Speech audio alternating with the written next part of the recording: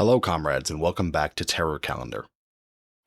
Today we're going to be reading a pamphlet published by Novosti Press Agency Publishing House way back in 1989 entitled Names That Have Returned, Writing on the Restructuring.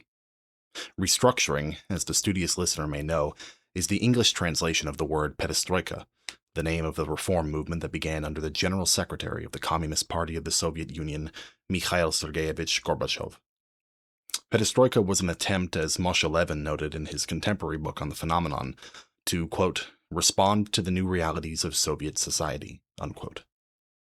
This included a depoliticized, bureaucratic, and oligarchic ruling party, which, since the Stalin era, had essentially amounted to an administrative apparatus of the Politburo and Central Committee. This created an educated but apolitical population, which in its turn created a litany of other major social problems.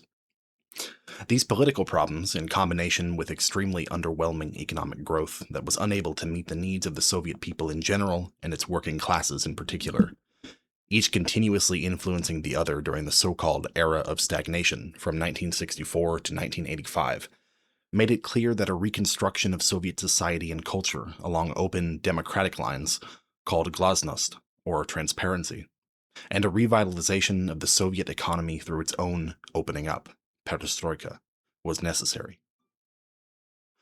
One of the most notable expressions of Glasnost was a radical reinterrogation of the Soviet past and the legacy of Stalinism in particular. The result was the political rehabilitation by the party and Soviet government of most of the victims of Stalinist terror, including the victims of the Moscow show trials of 1936, 7, and 8, excluding the former NKVD chief Genrikh Yagoda. Here we come to the subjects of this brief pamphlet. The Bolsheviks Nikolai Ivanovich Bukharin, Alexey Ivanovich Rykov, Grigory Yevseyevich Zinoviev, Lev Kamenev, Grigory Yakovlevich Sokolnikov, and Martemyan Ryutin. I need not go into great detail on the lives and work of these outstanding figures of Bolshevik and Russian revolutionary history, as the pamphlet will do this for us in a series of essays published during the period of Glasnost in various Soviet newspapers, from the famous Bolshevik paper Izvestia to Voprosy Istorii, a monthly journal published by the Department of History of the USSR Academy of Sciences and by the State Committee for Public Education. Please excuse the mouthful. To go off script, so to speak, there is one more thing I'd like to highlight about this pamphlet before reading it. The title, Names That Have Returned, is remarkably similar to a ritual of the Memorial International Association, or simply Memorial, one of the most vital organizations responsible for our detailed knowledge of the victims of political repression in the Soviet Union. Since 2007, and until the closing of the Russian center of the organization under the 2012 Foreign Agents Law in December 2022, though in 2020 the ceremony was held online due to the COVID-19 pandemic, Memorial organized a ceremony restoring the names at memorial sites across the Russian Federation on the 29th of October, the eve of the Day of Remembrance of the Victims of Political Repressions, October 30th. During this day-long ritual, activists and volunteers would approach a microphone to read the names of victims of Stalinist repression aloud. I'm not sure if these phrases, restoring the names and names that have returned, are linked, or if it was common parlance to talk about the rehabilitation and rediscovery of those the Stalinist regime attempted to erase, to throw into the dustbin of history, as the restoration of their names. But I nevertheless find it fitting that the day of this ritual is just under 2 weeks away from the writing of this introduction. Without further ado, let's begin reading Names That Have Returned, Writing on the Restructuring. In the Central Committee of the CPSU, on additional measures to restore justice with respect to the victims of repressions that took place in the 1930s, 1940s, and early 1950s. In a resolution adopted on the above issue, the Central Committee of the CPSU points out that facts and rehabilitation experience accumulated directly after the 20th and 22nd Party Congresses, as well as more recently, prove beyond any doubt that in the 1930s, 1940s, and early 1950s, the practice of repressions and arbitrariness was used on a mass scale. extrajudicial organs, troikas, panels made up of 3 people, and special sessions, both of which were specifically established for the purpose, and lists of potential victims, which became a widely used method of repressions against large groups of people, were the embodiment of lawlessness. Such practices resulted in tragic consequences for hundreds of thousands of Soviet people, exercised a negative influence on the country's social and economic development, and contributed to promoting disrespect for law and human life in society. The progress of Soviet society was slowed down, socialist ideals were undermined, and a serious blow was dealt to the prestige of the party. Restoring historical and judicial justice is a matter of tremendous political importance today. Success in forming a law-governed socialist state and developing social consciousness largely depends on this. The Soviet public and surviving relatives and friends of the citizens who were repressed look forward to the full rehabilitation of the innocent victims. The CPSU Central Committee has decided to request the Presidium of the USSR Supreme Soviet to consider the possibility of adopting a legislative act to rescind the extrajudicial sentences that were passed by the troikas and special sessions in the 1930s, 1940s, and early 1950s, and restore the good names of all citizens who became their victims. The rehabilitation measure will not be applicable to the traitors and Nazi collaborationists of the years of the Great Patriotic War, Nazi criminals, members of armed nationalist groups and their accomplices, persons responsible for falsifying criminal cases, and persons guilty of premeditated murder and other criminally punishable offenses. The cases of all these groups can be appealed and re-examined in keeping with the established legal practice. The Central Committee believes that in accordance with the law, it is necessary to accelerate the re-examination of the cases of those who were sentenced in the years of massive repressions. In accordance with the established order, compensation should be given for material damage, and the relatives of the victims should be located and informed of this. The Central Committee supported the proposals of Soviet citizens that special commissions should be set up in the territorial, regional, and city Soviets of People's Deputies, and the Supreme Soviets of the Union and Autonomous Republics. The purpose of the commissions, which are to be made up of People's Deputies and representatives of the general public, will be to help the Soviets in ensuring the rights and interests of the rehabilitated persons, erecting monuments to the victims of repressions, and taking care of the places where they were buried. Pravda, January 6, 1989. The current democratization process in the Soviet Union and widespread Glasnost have given access to several closed pages in the history of our country and returned undeservedly forgotten names to the people. Many of these names were obliterated by the mass reprisals of the 1930s, 1940s, and the early 1950s, by violations of legality under Stalin. Hundreds of thousands suffered in those years, some for having political views which differed from those of Stalin, others for their articulate opposition to the personality cult and their criticism of the deformations of socialism, and still others for their business, family, or friendly ties with the victimized, quote, enemies of the people, unquote. As it has now come to light, the preliminary investigations of most of the cases were falsified and conducted with flagrant violations of the law. The confessions of guilt were extorted by unlawful methods, and the non-existent anti-party blocs and anti-Soviet plans were simply invented. The Communist Party and the Soviet state have taken a principled stand on the issue. The names of many innocent victims have been totally cleared. The restoration of truth continues. A commission set up by the Politburo of the CPSU Central Committee is making an additional inquiry into the materials related to reprisals perpetrated in the 1930s, 1940s, and in the early 1950s. The USSR Procurator's Office and the USSR Supreme Court are thoroughly investigating the cases. As a result of this tremendous and meticulous work, names are being retrieved from oblivion.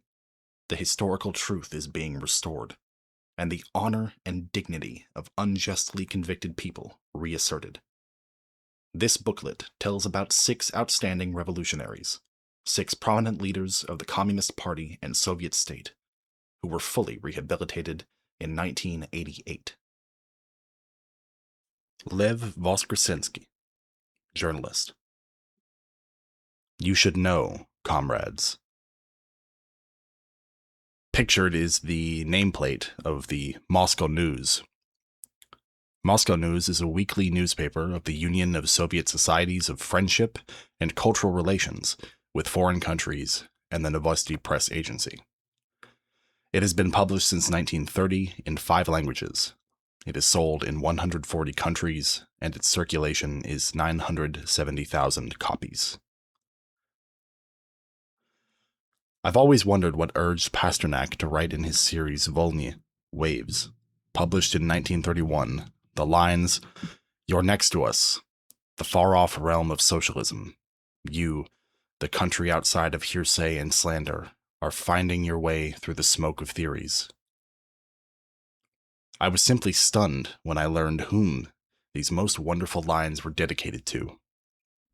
Pasternak, a non-party member, a man generally believed to be funny in the head, who didn't write about Stalin in his poetry, in spite of obvious desires voiced at the top, dedicated his Volny to another outstanding party worker and statesman, a politician to the tip of his fingers, so to speak, a Bolshevik since 1906, member of the Central Committee after February 1917, editor of the main party paper, and at different times, member of the Politburo, of the Central Executive Committee of the USSR, and of the Presidium of the Communist International. When dark clouds began to gather over the head of this man, Boris Pasternak deemed it his duty to send him a telegram, a letter, according to other sources, expressing sympathy, support, and confidence in the man's honesty. It was rather hard to mail such a message openly in the 1930s. This gesture, of course, speaks volumes about Pasternak himself and about Nikolai Bukharin, his addressee. After all, a poet is a poet, a person overcome with emotions. But let's think about the price of every minute for Lenin in the short December days of 1922, when he was lying in bed, mortally ill, about the price of each word in his political will, which had been dictated with great difficulty and thoroughly appraised, about his nearest comrades in arms and inheritors of his cause. It would seem he had to write only about business and political qualities, without any emotions, because there wasn't time for them. Suddenly we come across the humanly warm, cordial words. Bukharin is not only one of the most valuable and major theoreticians of the party, but is also correctly considered the entire party's favorite.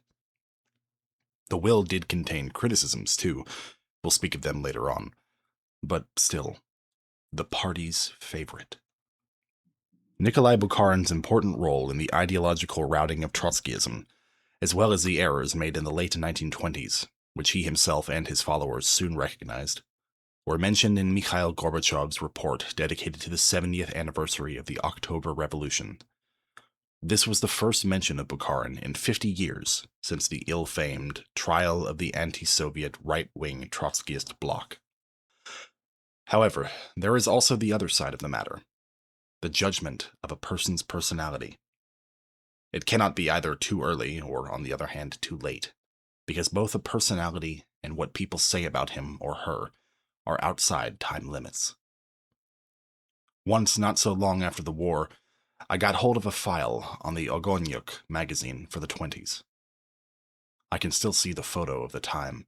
Bukharin is writing, "I'll stop smoking," on a pack of cigarettes, promising this to the young pioneers crowded around him.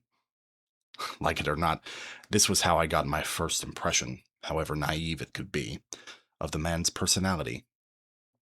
Quite a few years later, I was introduced to Anna Larina, Bukharin's widow, and Yuri Larin, their son, who was an artist.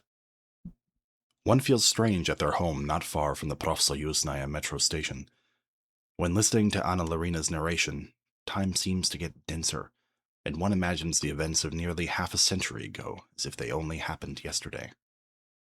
I came down. Stalin had come to see Nikolai, and they were having tea. Outwardly, I'd say their relations were friendly. Stalin invited him often to his dacha. Stalin also insisted that we move from the Metropole Hotel into the Kremlin. Ordzhonikidze was our next-door neighbor. I looked at the photo on the wall, a steep, high forehead, bright and glistening eyes, an open, friendly, and a slightly ironical look, and kind furrows above the lips. For some reason, I'd imagined him to have been a big, tall, and well-proportioned man, but in real life he was short, red-haired, and as agile as Quicksilver. He used to occupy high party and government posts, and being, as it was said then, one of the leaders, he remained an accessible, lively, merry, very sincere person who got easily carried away.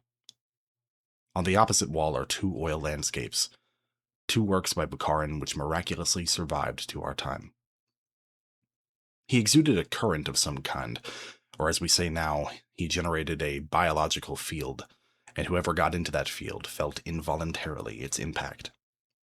Here is another colorful psychological episode. Try to imagine the extremely hard spring of 1920. The Civil War was going on, the country's economy was paralyzed, and famine was looming large. The White Army was pressing all the time, and it was exactly in those days, probably at nights, that Lenin was reading the then just published book, Economy of the Transition Period, The General Theory of the Transformation Process, Part 1. And after reading it, wrote a joking review of it, making a parody, on purpose, of the author's over-heavy style.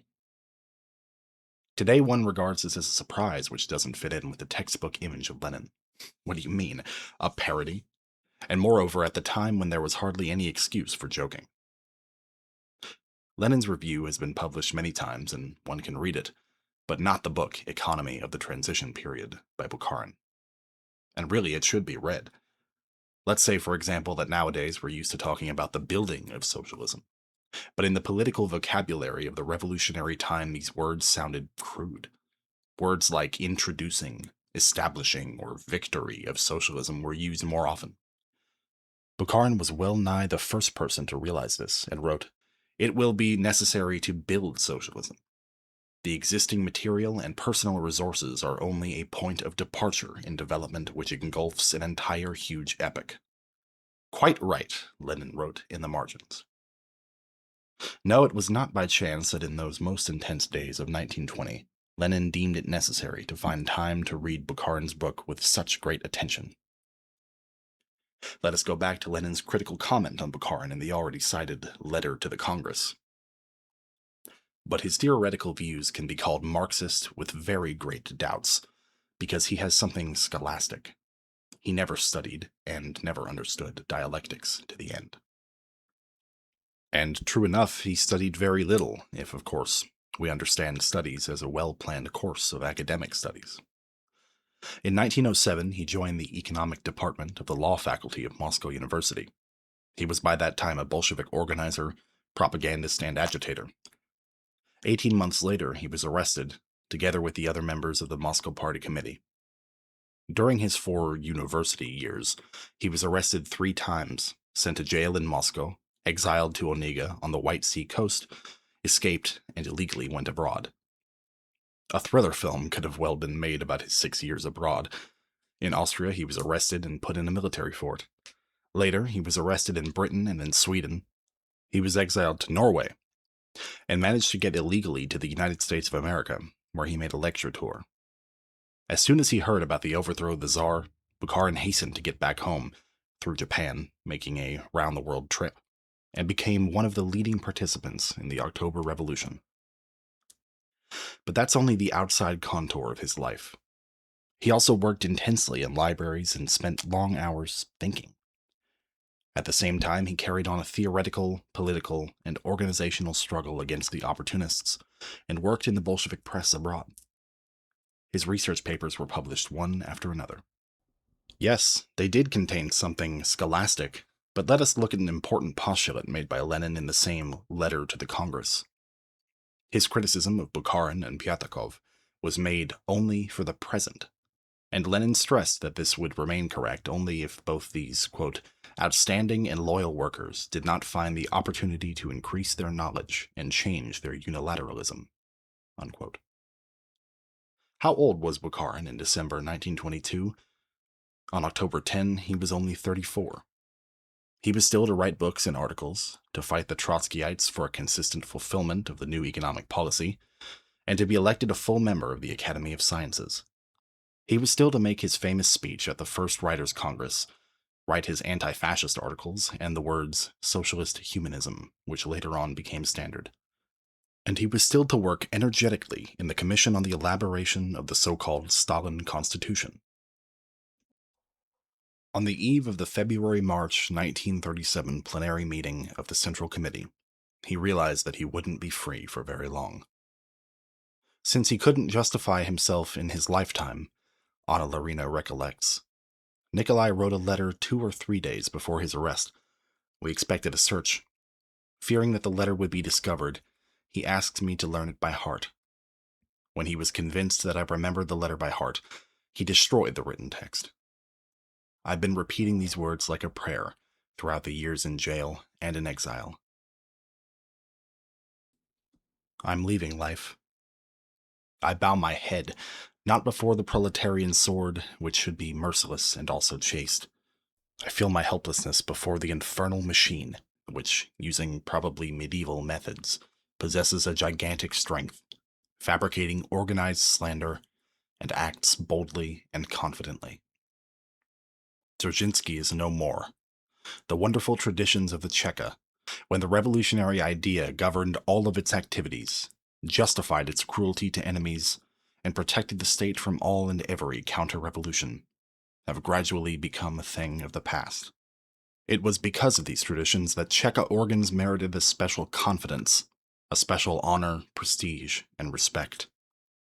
At present, in their majority, these so-called NKVD organs, this degenerated organization of degraded and well-provided officials who are devoid of any ideals and who, taking advantage of the past prestige of Cheka, pleasing Stalin with his morbid suspicion, to say the least, seeking medals and fame, are doing their infamous deeds without understanding that they are at the same time destroying themselves, for history does not tolerate witnesses of dirty affairs. How many times must Anna Larina have repeated these words? Recording them, I feared that the tape would break. Any member of the Central Committee, any party member can be reduced to nil, made a traitor, terrorist, saboteur, or a spy by these wonder-working organs. If Stalin had doubted himself, the confirmation would have come at once. Storm clouds loom large over the party. My single, absolutely innocent head will pull after it thousands of innocents. Because an organization, Bukharin's organization, must be created, even though it does not exist now, when I've not a shadow of a difference with the party for the 7th year now, and which was non-existent then, at the time of the right opposition. I knew nothing about Ryutin's and Uglanov's secret organizations. Together with Rykov and Tomsky, I've expounded my views openly. I've been a party member since I was 18, and the goal of my life was always the struggle for the interests of the working class, for the victory of socialism. These days, the newspaper with the holy name Pravda is printing the most heinous lies that purportedly I, Nikolai Bukharin, wanted to destroy the gains of the October Revolution and to restore capitalism. This is unprecedented brazenness. It is a lie. Such brazenness and irresponsibility to the people could only be matched by the next lie. As it turned out, Nikolai Romanov spent his entire life in a struggle against capitalism and monarchy for the fulfillment of a proletarian revolution. If in the methods of socialist construction I've been mistaken many times, let our descendants not judge me more strictly than Lenin did. We moved to one goal for the first time, by the untrodden path. The time and the mores were different. Pravda used to carry a discussion column. Everybody argued, quarreled, made up, and went on further, together. I address you, the future generation of party leaders, whose historic mission is the obligation to unravel the terrible mess of crimes which are becoming, in these terrible days, ever greater, are gathering strength and are suffocating the party. I address all party members. In these which are maybe the last days of my life, I'm sure that sooner or later, the filter of history will inevitably wash the dirt off of my head. I've never been a traitor. I'd give up my life without a second thought for Lenin. I was fond of Kirov, and I haven't schemed in any way against Stalin. The concluding lines, as if hewn in stone, were, "You should know, comrades, that there is also my drop of blood on the banner which you will carry on your triumphant march to communism. N. Bukharin. He went off to the session of the plenary meeting and didn't come home. It happened on February 27. Anna Larina was arrested soon afterwards. Yuri, who at the time wasn't even 12 months old, ended up in a children's home. The verdict was read out on March 13, 1938. It is one of the verdicts which should be appealed against.